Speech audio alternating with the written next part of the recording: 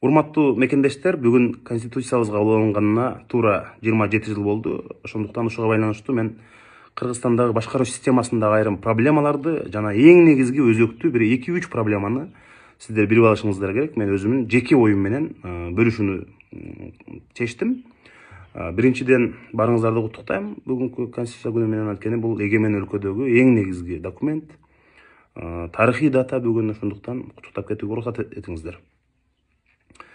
Эми негизги көйгөйлөрдү айтып берейин.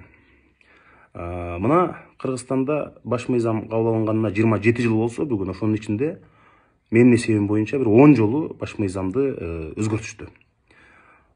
Саясий лидерлердин проблемасы Кыргызстанда ушул өлкөнү өнүктүрө албай атканда, адилеттүүлүктү орното албай, экономиканы көтөрө албай атканда эле проблеманын бардыгын ушул конституциядан издеп атышат.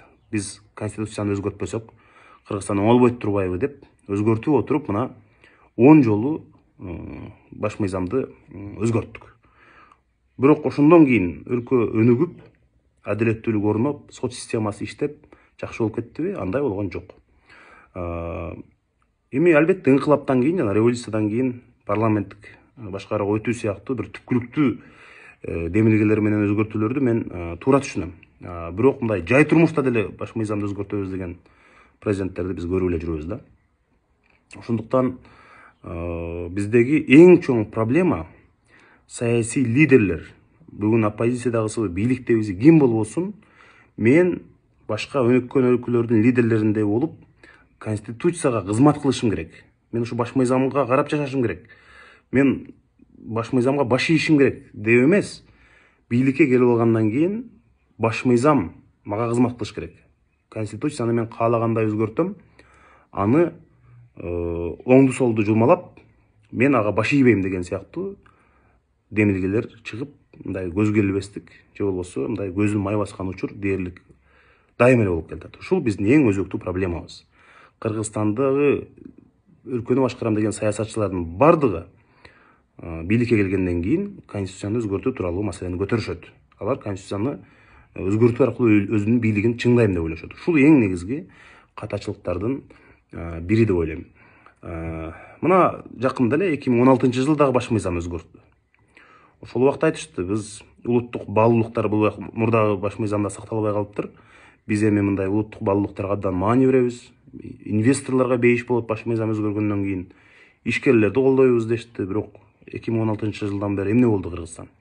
Баш мыйзам өзгөрдү, эч кандай жылыш болгон жок. Эми ошондуктан өлкөнүн өнүкпөй атканын ушул конституциядан көрө бербей, проблеманы саясий лидерлер өздөрүнөн, кадр саясатынан көрүш керек. Ошондо мындай бизде жылыш болот. Ошону бүгүн мындай баш мыйзамдын күнүнө карата мындай айтып алууга мүмкүнчүлүк келип отурат да. Экинчиден, бизде азыр де юре парламенттик президенттик башкаруу.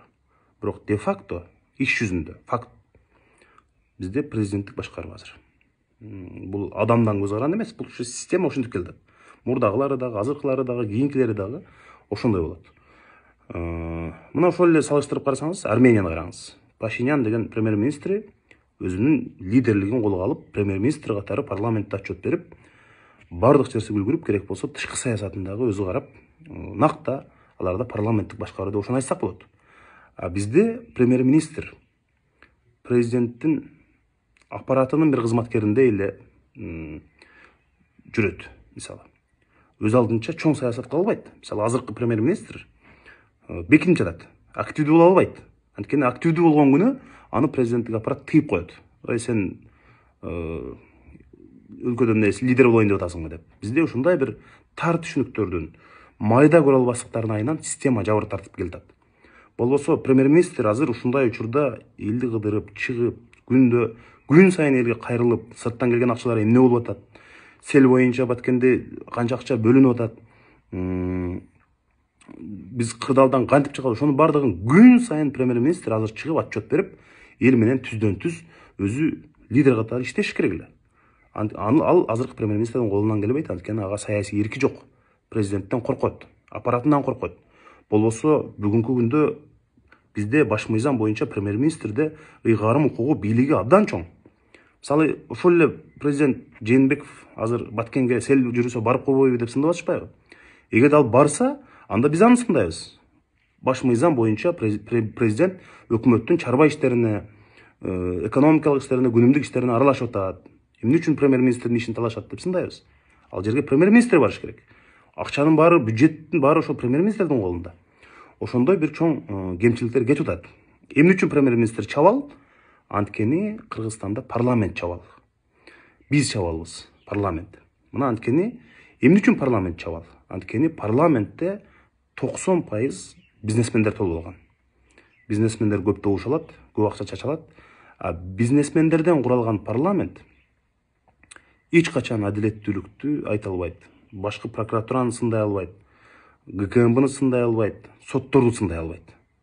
Анткени алар сындаган күнү эртеси аны депутаттын бизнестерин текшерип, тартып алуу аракеттери же болбосо штрафтарды салып, ошондой кыйнап, чоң азапка кабылышат. Бизнестеринен чоң кемчилик. Анткени алардын бизнестери таза эмес көпчүлүгүнүкү. Таза болсо дагы ошо таза эмес деп мындай табышат. Ошондуктан конституция иштебейт бизде. Эгер баш мыйзам иштеш үчүн күчтүү парламент болсо, күчтүү премьер-министр болсо, ошондо президенттик бийлик менен тең салмактуулугу өкүм сүрмөк. Ошого биз мына жетише албай аткан эң негизги көйгөйлөрүбүздүн бири ошол болуп атат. Эгерде сот системасы, укук коргоо системасы, ошол эле прокуратура, улуттук коопсуздук кызматтары жакшы иштегенде, таза иштегенде, азыркы бизнесмендер депутат болуп келмек эмес. Алар дагы ошо арга жок. Эгер депутат болбосо, бизнестердин бүт баарын ошол карасы дагы, кызылы дагы текшерип, налог салган үчүн андан көрө $500,000 чачып, мен 5 жылга бизнесимди коргоюн деп келип атышат. Эгерде баш мыйзам иштеген өлкө болгондо, тартип орногон өлкө болгондо, алар ошол бизнесин кылып эле жүрмөк.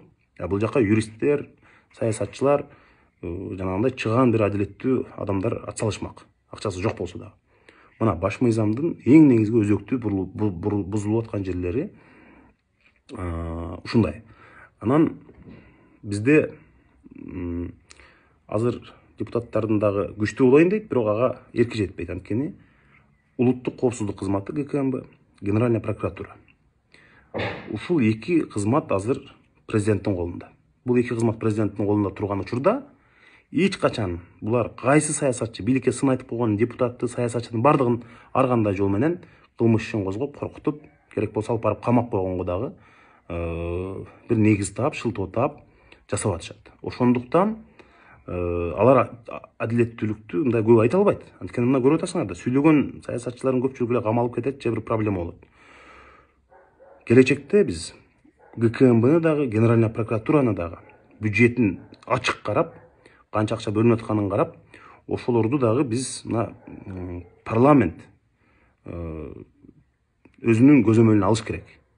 Ошондо алар парламент аркылуу жалпы элге отчет берип, азыркындай бир мындай монстр болуп, бир күчтүү каалаганына иш козгоп, каалаганын камаган органга айлана албайт. Мына баш мыйзам идеалдуу иштегенде ушундай болот. Ошондуктан келечекте биз күчтүү шайлоо системасын өзгөртүп, күчтүү парламент алып келишибиз керек. Ал жерге эч нерседен коркпогон, сотко дагы, ГКМБга дагы, Генеральный прокуратурага дагы, эч бир бийлик бутагынан коркпой турган адамдарды алып келүү аркылуу күчтүү премьер-министрди дайындашыбыз керек. Ошондо күчтүү парламент менен, күчтүү президент эмес, күчтүү парламент менен күчтүү өкмөт башчы. Ошондо экөө президент менен тең салмактуу болуп, 3 бийлик бутагы бирдей болот. Ошондо сотко дагы эч ким кирише албайт. Ошондо өнүгүү болот. Баш мыйзам сакталат. Ошондуктан азыр дагы президенттик башкарууга өтөбүз, башка деген демилгелер айрым депутаттар тарабынан көтөрүлүп атат. Биз буга караманча каршы чыгабыз. Мен азыр ачыгын айтып коюшум керек.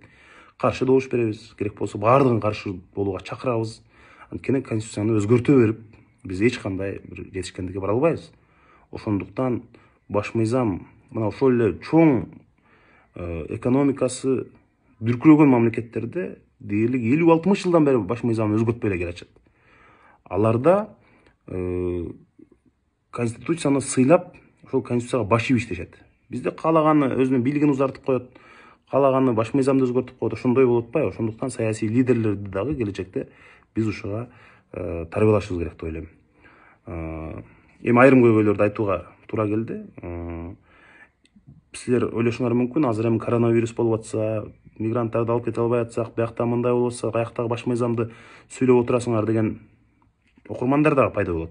Ошондой комментарийлер жазып. Бирок туугандар, биз бул башкаруу системасын жолго коюп, тартипти орнотуп, күчтүү экономикасы бар, кубаттуу мамлекетти түзүш үчүн ушул системалык өзгөртүүлөрдү билишибиз керек, сөзсүз. Ким кантип башкарат, ошонун бардыгын билмейинче азыркындай маселелер ал мындай чечилбейт да. Ошондуктан бул баш мыйзам маселеси бул эч качан маанилүү же бир майда маселе эмес. Бул ар бирибиздин жашообузга, эртеңки келечегибизге тиешелүү маселе. Ошондуктан биз дайыма баш мыйзамды сыйлаганды үйрөнүп, келечекте быйыл мына коронавирус болуп калды, тилекке каршы. Негизи ушул 5-майды биз татуу деңгээлде өткөрүп үйрөнүшүбүз керек. Анткени бул биздин эгемендүү Кыргызстандын мындай өзү көз карандысыз экенин далилдеп турган эң мындай башкы документибиз, биз таянган, биз ошого баш ийип жашаган башкы мыйзамыбыз. Баарыбыз тынч бололу, жакшылыктар болсун.